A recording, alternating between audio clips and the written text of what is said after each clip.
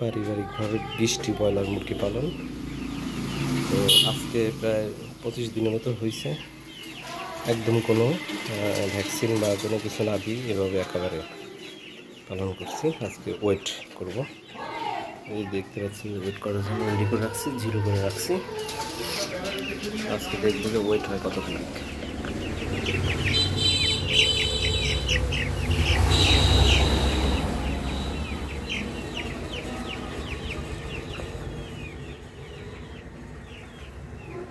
$295 গ্রাম।